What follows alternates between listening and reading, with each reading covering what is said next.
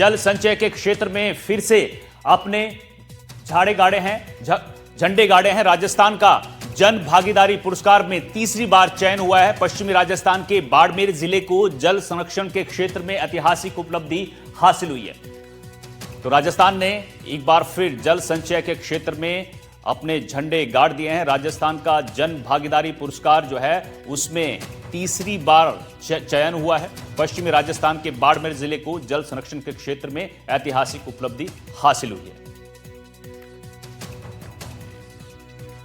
राजस्थान ने जल संचय के क्षेत्र में फिर से अपने झंडे गाड़े हैं। राजस्थान का जन भागीदारी पुरस्कार में तीसरे बार चयन हुआ, जिसको लेकर deputy CM doctor Premchand Bairwa ने खुशी जताई। उन्होंने मुख्य अभियंता भुवन भास्कर और जलदाय मंत्री सुरेश रावत को बधाई दी।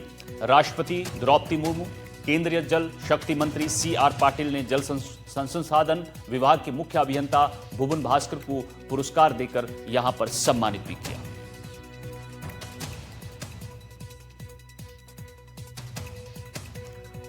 पश्चिमी राजस्थान के बाड़मेर जिले को जल संरक्षण के क्षेत्र में ऐतिहासिक उपलब्धि हासिल हुई है।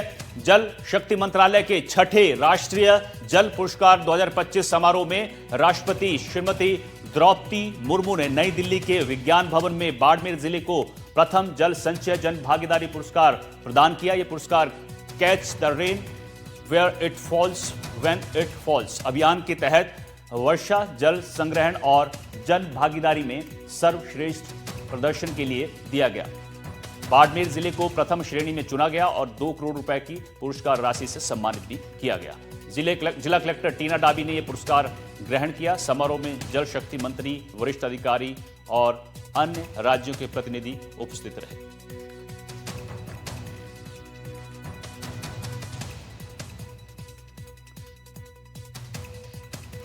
दीपक चावला हमारे साथ लाइव जुड़े हुए हैं। दीपक, पश्चिमी राजस्थान के बाड़मेर जिले को जल संरक्षण के क्षेत्र में ऐतिहासिक उपलब्धि हासिल हुई है। लगातार तीसरी बार यहां पर सम्मान मिला है।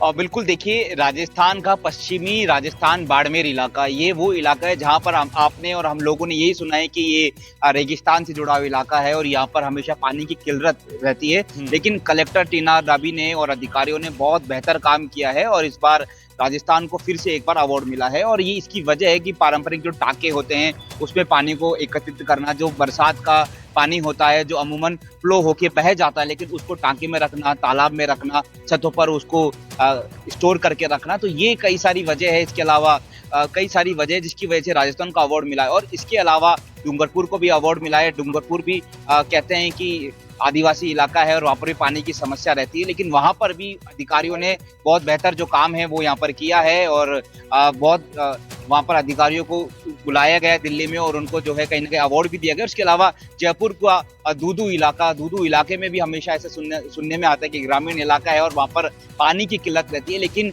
राजस्थान ने ये साबित किया है कि राजस्थान के अधिकारियों ने, कलेक्टर ने ये साबित किया है कि अगर इच्छा शक्ति हो तो सब कुछ हासिल किया जा सकता है। पारंपरिक टाँके आपने देखे होंगे कि गड्ढे खोद के रखते हैं और उसमें पानी को स्टोर करके रखते हैं, फिर वही मीठा पानी जो है वो बाद में काम आता है। आज बाड़मेर की मैं बात करूं तो बाड़मेर इस तरह के हालात ये है कि अब 3-3 महीने 4-4 महीने का जो मीठा पानी है वो वहाँ के लोगों को मिल रहा है। तो ये बहुत बहुत अच्छी और कड़ी मेहनत थी और उस मेहनत का फल आज दिल्ली में जिस तरह से राजस्थान का एक बार फिर से लगातार चयन हुआ है और राजस्थान के 3 जिलों को, बाड़मेर, डूंगरपुर और दूदू को अवार्ड मिला है। और उम्मीद करते हैं कि इसी तरह से अधिकारी बेहतर काम करते रहे, क्योंकि राजस्थान, सब जानते हैं कि राजस्थान जो है वो रेतीला राजस्थान कहते हैं। यहाँ पर रेत है, यहाँ पर बालू मिट्टी रहती है, लेकिन यहाँ पर पानी की किसी प्रकार की कोई समस्या नहीं है। ये अधिकारियों ने प्रूव करके दिखाया और उसका नतीजा उनको अवार्ड मिला है। अब अगले साल फिर से अवार्ड होंगे। इसी तरह से अधिकारियों ने वहाँ जो मौजूद थे उन्होंने यही कहा है कि अब अगले साल के लिए फिर से तैयारियों में जुट जाएंगे